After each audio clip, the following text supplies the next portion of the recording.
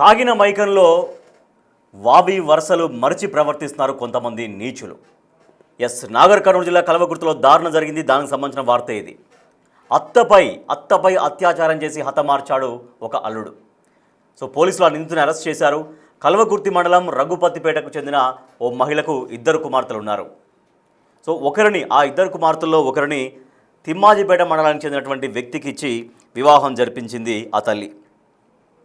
అయితే తాగుడుకు బానిసయ్యాడు ఆ వ్యక్తి. తాగుడుకు బానిసై తన భార్యను తీవ్రంగా వేధిస్తున్నాడు. ఎన్నో సంవత్సరాలుగా ఈ వేధింపులకు గురి చేస్తున్న క్రమంలో భార్యాభర్తల మధ్య తరచూ గొడవలు జరుగుతూ ఉండేవి. గొడవలు జరిగి ఆ కూతురిని వేధిస్తుండడంతో ఏకంగా కూతురిని తీసుకొచ్చుకొని ఆ తల్లి ఇంట్లో పెట్టుకుంది. అల్లుడిని కూడా తీసుకొచ్చి ఇల్లరికం పెట్టేసుకుంది. కానీ ఈ మధ్య గొడవలు అత్తగారింటికి వచ్చి ఇల్లరికంగా వచ్చినప్పటికి కూడా, అంటే వాళ్ళు ఇద్దరు వేరే ఊళ్ళో ఉన్నప్పుడు కూడా విపరీతంగా గొడవలు జరిగాయి. తర్వాత ఆ ఇద్దరిని తన కూతుర్ని తన అల్లుడిని ఇద్దరిని తీసుకొచ్చి తన ఇంట్లోనే ఉంచుకుంటుంది. అయితే తాగుడికి బానిసైనటువంటి ఆ భర్త తీరు ఏమాత్రం మారలేదు. అక్కడికి ఇల్లరికం అంటే అత్త వాళ్ళ ఇంట్లోకి వచ్చిన తర్వాత కూడా అక్కడ గొడవలు మరింతగా పెరిగినటువంటి పరిస్థితి. దీంతో భార్య ఏం చేసిందంటే ఆ తల్లి గారింటి దగ్గర నుంచి వేరే బంధువుల ఇంటికి వెళ్ళిపోయింది. అప్పుడు ఇంట్లో ఒంటరిగా ఉన్నటువంటి అత్త పైన ఆ అల్లుడు కన్నేశాడు. ఇంట్లో ఎవరు లేని సమయంలో తాగొచ్చి అత్తపై అత్యాచారం చేసి కొట్టి చంపేశాడు అల్లుడు. అరుపులు కేకలు విన్న స్థానికులు కుటుంబ సభ్యులకు సమాచారం అందించారు. ఈ ఘటనపై పోలీసులకు కంప్లైంట్ చేసింది రెండో కూతురు. మృతదేహానికి కల్వకుర్తి ఆఫీసులో పోస్టు మార్టం పూర్తి అయింది. ఇది సభ్య సమాజం తలదించుకునేటువంటి ఘటనల్లో ఇది కూడా ఒకటి. అత్త అంటే తల్లి తర్వాత తల్లిగా భావించాలి, అది కోడలైనా అల్లుడైనా. కానీ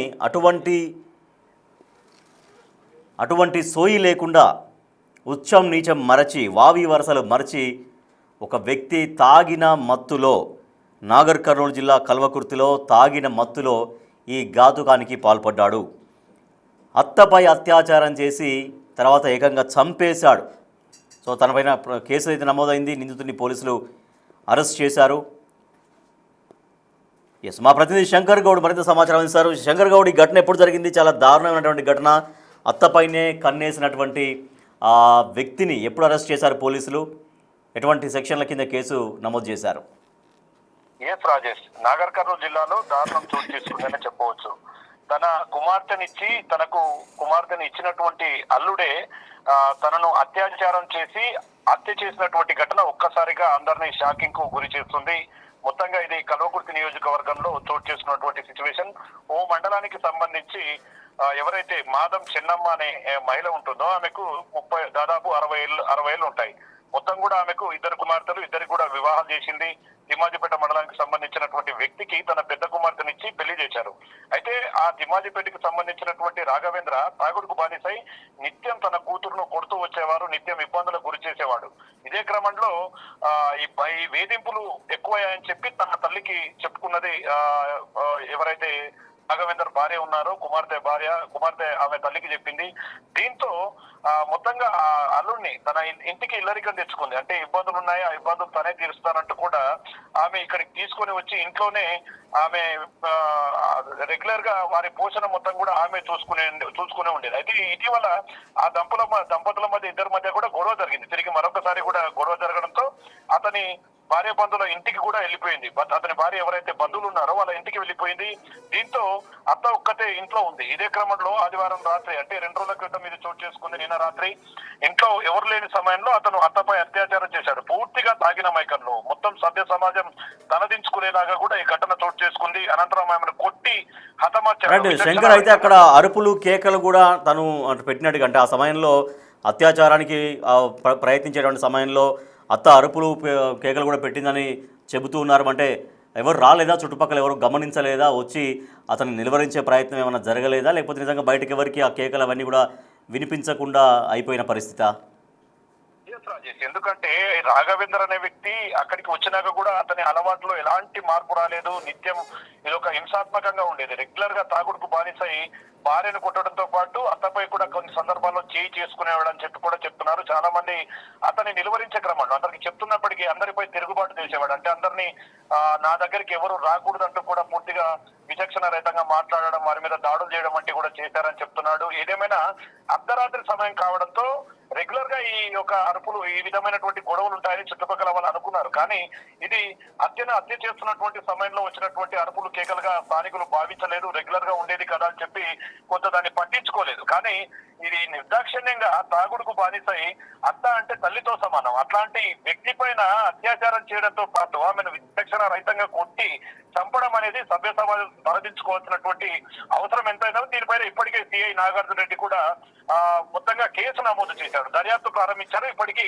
తిరిగి ఆయన అక్కడికి చేరుకుంటున్నారు. అసలు ఈ ఘటన ఏ విధంగా జరిగింది, ఆ సమయంలో ఏ విధంగా ఈ ఘటన చోటు చేసుకుందనే క్రమంలో కూడా మొత్తం వివరాలు తీసుకునే ప్రయత్నం చేస్తున్నారు. ఏది ఏమైనప్పటికీ ఉమ్మడి పాలమూరు జిల్లా వ్యాప్తంగా చాలా చోట్ల కూడా ఇలాంటి ఘటనలు చోటు చేసుకుంటున్నాయి. కొన్ని చోట్ల తల్లి పైన అఘాయిత్యాలకు పాల్పడుతున్నారు, కొన్ని చోట్ల సొంత కూతురి పైన అఘాయిత్యాలకు పాల్పడుతున్నారు.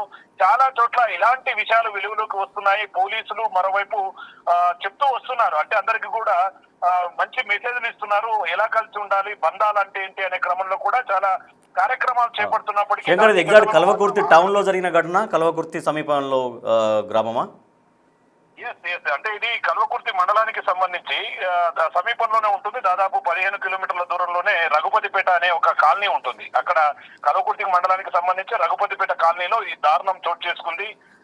దాదాపు ఇది ఒక 10 నుంచి 15 కిలోమీటర్ల దూరంలోనే ఉంటుంది. ఈ వ్యవహారం కాస్త ఇప్పుడు నాగర్ కర్నూలు జిల్లా వ్యాప్తంగా కూడా హాట్ టాపిక్ గా మారింది. మొత్తంగా అన్ని కుటుంబాలు ఇదే అంశాన్ని చర్చించుకుంటున్నాయి. ఇంత దారుణానికి ఒరిగట్టినటువంటి నాగార్జున పైన, పూర్తి రాఘవేందర్ పైన యాక్షన్ తీసుకోవాలి. అసలు అతను సమాజంలో బతకడానికి అనర్హుడు అంటూ కూడా స్థానికంగా ఉన్నటువంటి గ్రామస్తులు, అదే విధంగా మొత్తం వ్యక్తులు చెప్తున్నటువంటి సిచ్యువేషన్ కనపడుతుంది. ఇప్పటికీ పోలీసుల అదుపులో రాఘవేందర్ ఉన్నట్టుగా తెలుస్తుంది. మరి ఏం జరిగింది, ఏ విధంగా తన అత్తను హత్య చేశాడనే కోణంలో కూడా రాఘవేందర్ ను పోలీసులు విచారిస్తున్నారు. రాజేష్, మొత్తంగా ఈ ఘటన అంతా ఒక్కసారిగా కల్వకుర్తి నియోజకవర్గాన్ని ఉలిక్కిపాటుకు గురి చేసింది. ఎవరిని నమ్మాలో, ఎవరిని నమ్మకూడదో, బంధువులు ఎవరో, శత్రువులు ఎవరో తెలియనటువంటి సిచ్యువేషన్ లో ఈ ఘటన ఒక్కసారిగా వైరల్ గా మారినటువంటి సిచ్యువేషన్ కనపడుతుంది.